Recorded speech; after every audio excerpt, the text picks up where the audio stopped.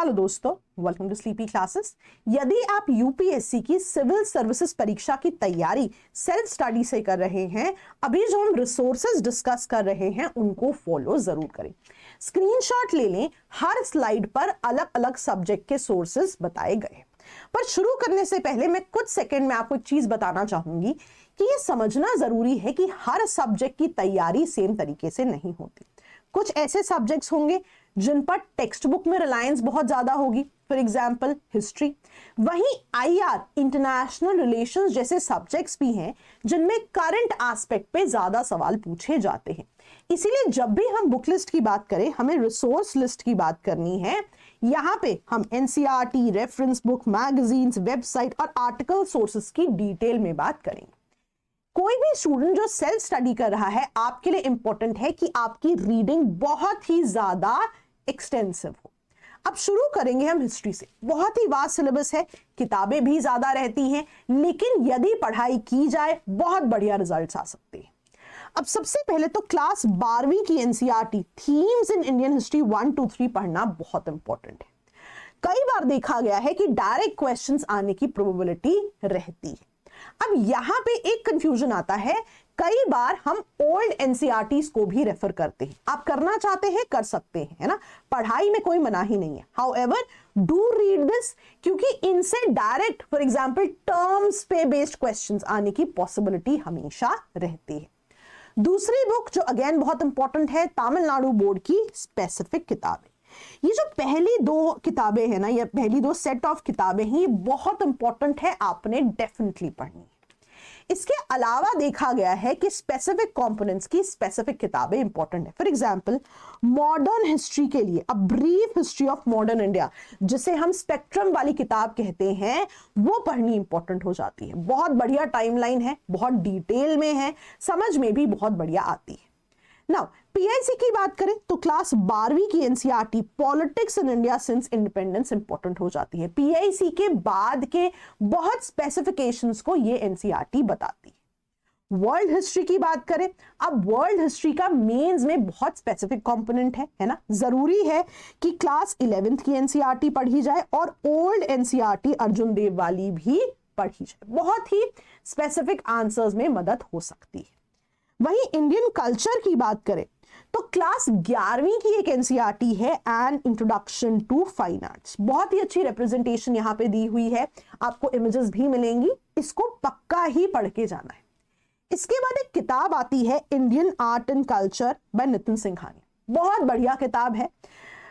शुरू जब आप करें तो कुछ स्पेसिफिक कंपोनेंट्स पे ज्यादा फोकस करें जिनसे पहले भी क्वेश्चंस आ चुके हैं। उन थीम्स को पढ़ना पहले इंपॉर्टेंट हो जाएगा दैन द रेस्ट, पर डेफिनेटली इस किताब पे रिलाई किया जा सकता है। एक ना सीसीआरटी की वेबसाइट है, कई लोग इसको सप्लीमेंट्री सोर्स के जैसे पढ़ते हैं, मैं आपको दिखाती हूं। फॉर एग्जाम्पल ना देखो, बहुत सारी स्पेसिफिक कंपोनेंट्स पे यहां पे डिटेल में दिया गया है, तो कई लोग जो है इसको भी रेफर करते हैं। हाउएवर अगर आप पहले दो सोर्सेज भी रेफर कर लेते हैं तो आपका जो है बहुत सारा कंपोनेंट कवर हो जाता है और क्वेश्चंस आने की प्रोबेबिलिटी भी वहां से ज्यादा रहती है।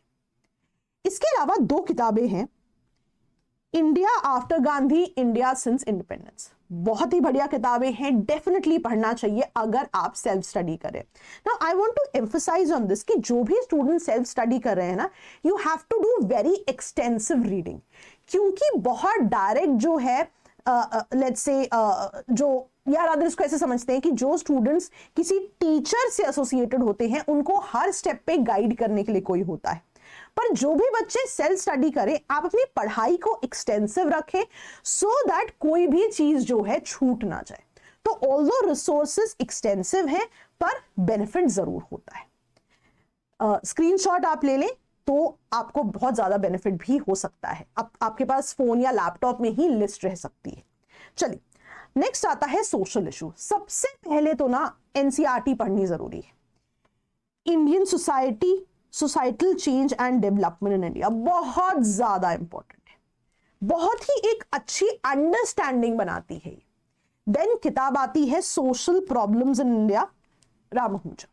आप देखेंगे बहुत ही सिंप्लीफाइड तरीके से जो है चीजों को कहानी की तरह बताया गया है, ये भी पढ़ना इंपॉर्टेंट है। However, अगर मैं प्रोबेबिलिटी ऑफ क्वेश्चंस की बात करूं, मीन्स की बात करूं, कई बार देखा गया है जो योजना और कुरुक्षेत्र मैगजीन के रेलेवेंट एडिशंस हैं, ऑफ कोर्स जरूरी नहीं है कि सारे एडिशंस हर सब्जेक्ट को केटर करें, जो भी सोशल इश्यूज से एसोसिएटेड एडिशंस आते हैं उनको देखना बहुत इंपॉर्टेंट हो जाता है।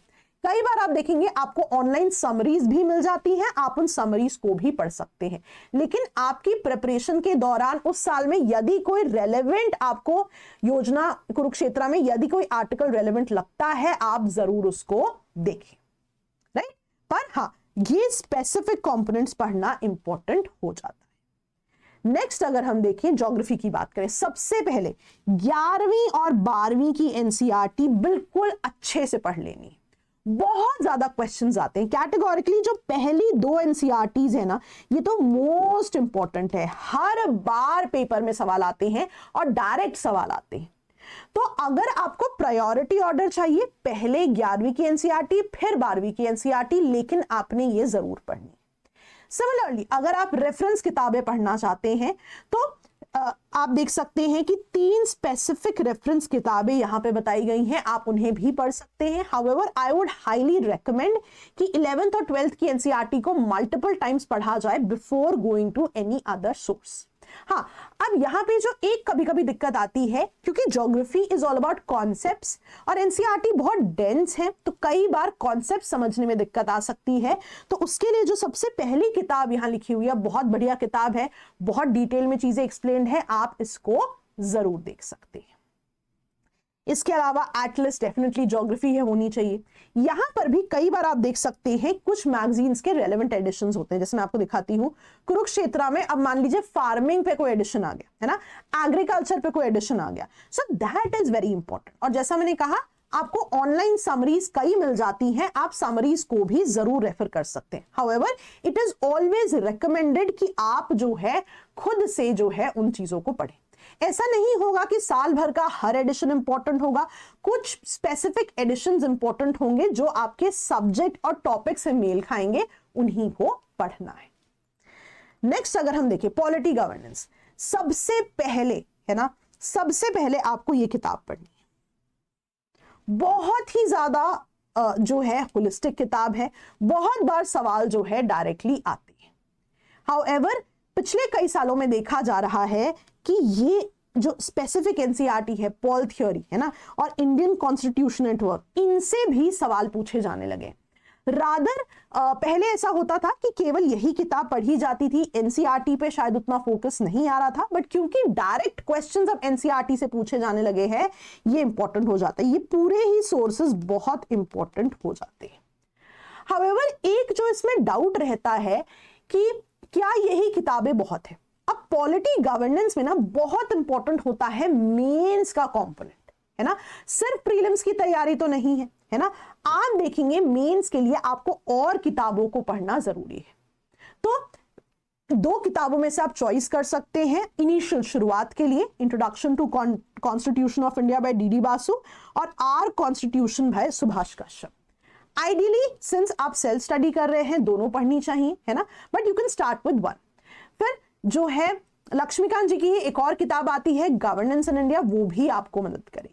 नाउ इट्स वेरी इंपॉर्टेंट कि पॉलिटी को मेंस के पर्सपेक्टिव से भी साथ साथ प्रिपेयर किया जाए, और समय लगता है क्योंकि पहले आप पूरा कॉन्स्टिट्यूशन पढ़ते हैं, उसके बाद आप मेंस कंपोनेंट की बात करते हैं। समय लगेगा, लेकिन इसकी बढ़िया तैयारी हो तो बहुत बढ़िया मार्क्स आने की प्रोबेबिलिटी रहती है। इसके अलावा आप देख सकते हैं सेकंड एआरसी की जो रिपोर्ट है उसमें सिलेक्टेड टॉपिक्स पढ़े जा सकते हैं। सारे टॉपिक्स नहीं पढ़ने हैं, पर जो टॉपिक्स मैंने हाईलाइट किए हैं आप उनको जरूर पढ़ें, उन पे क्वेश्चंस जो हैं देखे गए। आप देख सकते हैं for example good governance, ethics in governance, local governance, citizen centric governance, e governance. तो आप चाहें तो इस पेज का स्क्रीनशॉट ले लें, जरूर इन स्पेसिफिक हाईलाइटेड रिपोर्ट्स को पढ़ा जाना चाहिए। इसके अलावा अगेन योजना कुरुक्षेत्र जो रेलेवेंट है, एक पीआरएस करके भी वेबसाइट आती है, वहां पे आप देखेंगे बहुत अच्छा एनालिसिस होता है ना। तो कोई भी रीसेंट बिल जैसी चीजें यदि न्यूज में रहती हैं, उनका एनालिसिस आप वहां से जरूर देख सकते हैं। अगेन अगर आप ये रिपोर्ट्स पढ़ते हैं, है ना, of course line by line नहीं पढ़नी होती, इंपॉर्टेंट पॉइंटर्स देखने होते हैं, आपको बहुत ही ज्यादा मदद होगी। चलिए, अब जैसे योजना कुरुक्षेत्र, अब मान लीजिए गवर्नेंस पे कोई योजना कुरुक्षेत्र आ गई, पंचायती राज पे आ गई, इनको पढ़ना बहुत जरूरी है। और जैसा मैंने कहा, आइडियल सिनारियो तो यही कहता है कि आप पूरा पढ़ें। हाउएवर ऑनलाइन समरीज भी मिल जाएंगी, आप उनको भी पढ़ सकते हैं। आईआर, अब ये एक ऐसा सब्जेक्ट है जहां पे देखा गया है क्वेश्चंस करंट एस्पेक्ट पर ज्यादा पूछे जाते हैं, है ना। तो यहां पे सबसे पहले बेसिक समझने के लिए तो जो कंटेम्प्रेरी वर्ल्ड पॉलिटिक्स वाली एनसीईआरटी है वो इंपॉर्टेंट है। इवन अगर आपको एक बेस बनाना है पूरी चीज का, तो rethinking India's foreign policy Rajiv Sikri भी लोग पढ़ते हैं। हाउएवर यहाँ पे न्यूज़पेपर को रिलीजियसली फॉलो करना जरूरी है ना। डेली न्यूज़पेपर पढ़ना जरूरी है, वहीं से हमारी एक्चुअल अंडरस्टैंडिंग बनती है। However, अगर आप कोई टॉपिक स्पेसिफिक प्रिपरेशन कर रहे हैं तो इन 3 जगहों पे आप चेक कर सकते हैं। इनके बहुत ही स्पेसिफिक आर्टिकल्स होते हैं, टॉपिक के बारे में एक पर्सपेक्टिव जरूर ऐड कर देते हैं, है ना। तो यहां पे अब जरूरी हो जाता है पहले आप अपनी अंडरस्टैंडिंग पे काम करें एंड देन मूव हियर, क्योंकि बहुत जरूरी हो जाता है कि यहां पे जो रेलेवेंट चीजें हैं वही पिक हो, है ना। तो सबसे पहले एक बेस बनाना जरूरी है, उसके बाद जो है हम टॉपिक वाइज आर्टिकल्स की बात कर सकते हैं। नेक्स्ट अगर हम देखें इंडियन इकोनॉमी, अब यहां पे 2 किताबें जो है पढ़ी जाती हैं, दोनों ही इंपॉर्टेंट है ना। Indian economy bye Ramesh Singh, Indian economy bye Sanjeev Verma, है ना। तो सबसे पहले आप ये किताब पढ़ सकते हैं, फिर ये किताब पढ़ सकते हैं अगर हम प्रायोरिटी ऑर्डर की बात करें। इसको पढ़ने के साथ साथ, है ना, then we have to shift here. कोशिश कीजिए पहले स्टैंडर्ड किताब पढ़ ले, है ना। कई बार एनसीईआरटी बहुत डेंस होती है, समय लगता है समझने में, तो स्टैंडर्ड किताब पढ़ने के बाद पढ़ना आसान हो जाता है। सो यहाँ पे 10वीं 11वीं 12वीं आप देखेंगे बहुत स्पेसिफिक एनसीईआरटीज है। रादर जो क्लास 11th की एनसीईआरटी है ना, वो तो बहुत ही ज्यादा एक इंडियन इकोनॉमिक डेवलपमेंट के बारे में बताती है, सभी प्लान्स के बारे में भी बताती है, राइट। अगेन मैक्रो इकोनॉमिक्स में प्लीज इंश्योर कि आप कॉन्सेप्ट्स पर ज्यादा फोकस कर रहे हैं। पर जैसा मैंने कहा, अगर आप किताब पढ़ने के बाद ये पढ़ेंगे तो आपको बेहतर समझ में आएगा। अगेन ये बोलने के बाद भी बहुत सारे और सोर्सेज हैं। सबसे जो 2 इंपॉर्टेंट सोर्स हैं, बजट एंड इको सर्वे, इनको छोड़ने का मतलब ही नहीं बनता है, right. You have to read it cover to cover, है ना। कई स्टूडेंट समरी से भी पढ़ते हैं, आप पढ़ सकते हैं। हाउएवर बेहतर रहता है कवर टू कवर पढ़ना, बिकॉज आपके आंसर्स में वो रिफ्लेक्ट होगा मेंस में, है ना। प्रीलिम्स के लिए ऑफ कोर्स स्पेसिफिक डेफिनेशंस की आप बात कर सकते हैं, स्पेसिफिक जो है ट्रेंड्स की बात हो सकती है, लेकिन मेंस में इको सर्वे बहुत ज्यादा इंपॉर्टेंट सोर्स है।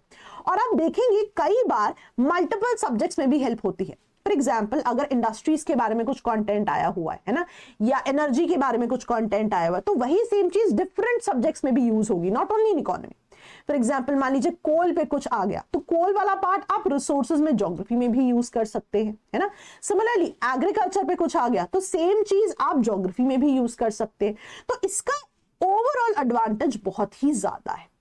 और मान लीजिए आपके प्रिपरेशन के समय कोई नीति आयोग की रिपोर्ट आ जाती है ना, कुछ हो जाए डेफिनेटली पढ़ना है, राइट। तो दिस इज वेरी इंपॉर्टेंट, क्योंकि ना कैटेगोरिकली इकोनॉमी में पढ़ाई बहुत ज्यादा होती है और मेंस के लिए तो बहुत स्पेसिफिक पढ़ाई है, इसीलिए इको सर्वे बहुत इंपॉर्टेंट हो जाता है, समरीज भी इंपॉर्टेंट हो जाती है। इवन इसमें भी अगर आपको कोई योजना कुरुक्षेत्र मिलती है, मान लो फूड प्रोसेसिंग, अब फूड प्रोसेसिंग अपने आप में टॉपिक है, आप चेक कीजिएगा, है ना। एनर्जी अपने आप में जो है एक टॉपिक कई बार पूछा जा चुका है। फॉर एग्जाम्पल आप देखेंगे जियोथर्मल एनर्जी पे क्वेश्चन पूछा जा चुका है ना, अक्रॉस पेपर्स पूछा जा चुका है, जियोथर्मल एनर्जी, विंड एनर्जी। तो अगर ऐसी कोई मैगजीन्स आती हैं आपने जरूर पढ़नी है। नेक्स्ट अगर हम बात करें साइंस की, पिछले कुछ सालों में देखा जाए तो टेक पे बहुत ज्यादा सवाल आते हैं। However, that does not mean कि हम बेसिक एनसीईआरटीज नहीं पढ़ेंगे, बेसिक एनसीईआरटीज पढ़ना जरूरी है। अगर बेसिक साइंस पे कोई डायरेक्ट क्वेश्चन आ जाए तो वो छूटना नहीं चाहिए। However, देखा गया है कि पिछले कुछ सालों में टेक पे बहुत सवाल आए हैं, है ना, स्पेस पे सवाल आया है, डिफेंस पे, मिसाइल्स पे, इन पे स्पेसिफिक सवाल आते हैं। अब इनमें ना कोई स्पेसिफिक जो है एक सोर्स काम नहीं आएगा, क्योंकि चीजें जो है बहुत ज्यादा जगह से पढ़नी पड़ती हैं। However, for starters आप ये किताब पढ़ सकते हैं, राइट। इसके अलावा है ना, क्योंकि आप सेल्फ स्टडी कर रहे हैं, आपको और होलिस्टिक प्रिपरेशन करनी पड़ेगी साइंस में। आप देख सकते हैं इसरो, पीआईबी, नासा वेबसाइट्स जो है इनको रेफर करना जरूरी हो जाएगा, है ना, क्योंकि बहुत ज्यादा वेरिड सोर्सेज है ना। जैसे हिस्ट्री में किताबें बहुत ज्यादा हैं, यहां पे कोई स्पेसिफिक सोर्स नहीं। यहां पे बहुत जरूरी है कि करंट एस्पेक्ट को फॉलो किया जाए। तो हर रोज जो भी साइंस से एसोसिएटेड या अदर टेक से एसोसिएटेड न्यूज आती है उसको आप फॉलो जरूर करें। हाँ, इसमें एक चीज हो सकती है कि आप पीवाईक्यू को जरूर रेफर करें। थोड़ी सी रिपीटेड थीम्स हमें समझ में आ जाती है कि नैनो टेक जो है इस पे क्वेश्चन आया हुआ है ना, वैक्सीनेशन पे क्वेश्चन आया हुआ है, तो उन चीजों को आप ज्यादा फॉलो कर सकते हैं, थोड़ा अपना काम आसान बना सकते हैं। चलिए, हाँ, अब जैसे योजना साइंस एंड टेक पे आ गई, जरूर देखनी। देखिए, योजना, कुरुक्षेत्र तो ऐसी मैगजीन्स है ना कि यदि आपके सिलेबस से मैच कर रही हैं कोई भी टॉपिक, आपको जरूर देखना चाहिए। एनवायरमेंट इकोलॉजी है ना, यहां पे जब आप बात करें तो ये जो किताब है बहुत ही ज्यादा इंपॉर्टेंट हो जाती है। कई लोग जो है पीएमएफ आईएएस की किताब भी पढ़ते हैं, वो भी अच्छी किताब है, तो यू कैन चूज, है ना। सबसे पहले तो आपने ये किताब पढ़नी है। जब ये किताब हो जाती है उसके बाद जो है हम स्पेसिफिक एनसीईआरटीज को पढ़ सकते हैं। हाउएवर, सबसे पहले स्टैंडर्ड बुक को कवर करना जरूरी है। अब यहां पे जो एक सोर्स जो पिछले कुछ सालों से उभर कर आया है, जिससे सवाल आते हैं, डाउन टू अर्थ मैगजीन। कई बार डायरेक्ट टर्म्स न्यूज में इस मैगजीन से जो रही है न्यूज में, वो पेपर में देखी गई हैं। तो अगर आप खुद पढ़ रहे हैं, इसका भी आप ट्रैक रखने की कोशिश जरूर करें। नेक्स्ट अगर हम देखें डिजास्टर मैनेजमेंट, है ना, एनडीएमए वेबसाइट सबसे ज्यादा इंपॉर्टेंट है ना। जैसे मैं आपको दिखाती हूं, कुछ स्पेसिफिक हेजार्ड्स जो हैं, है ना, ये बहुत इंपॉर्टेंट हो जाते हैं और आप देखेंगे इनके आसपास ही सवाल जो हैं पूछे गए हैं। तो जरूर चाहे तो इसका स्क्रीनशॉट ले लें कि इनको आपने प्रेप करना ही करना है ना। तो these are very very important. Again, down to earth magazine यहां भी इंपॉर्टेंट हो जाएगी। यहां पे देखा गया है जो भी चीजें न्यूज में है, देखा गया है उस पे सवाल पूछ के कई बार जो है एस्पिरेंट्स को टेस्ट किया जाता है। तो यहां भी करंट एस्पेक्ट इंपॉर्टेंट हो जाता है। इंटरनल सिक्योरिटी की बात करें तो यहां भी आप देखेंगे कि आईआर की तरह करंट न्यूज पे डिपेंडेंस बहुत ज्यादा है, बहुत ही स्पेसिफिक एग्जांपल्स मिलते हैं। However, challenges to internal security of India, TMS publications, इसको आप जरूर देख सकते हैं। प्लीज इंश्योर कि यहां पे आप आर्टिकल्स को फॉलो करें। जो भी स्पेसिफिक टॉपिक आप प्रिपेयर कर रहे हैं उसके लिए अगेन आप इन जगहों के आर्टिकल्स को पढ़ सकते हैं। कुछ गवर्नमेंट रिपोर्ट्स भी हैं, उनको रेफर किया जा सकता है अगर आप और डिटेल में पढ़ना चाहते हैं।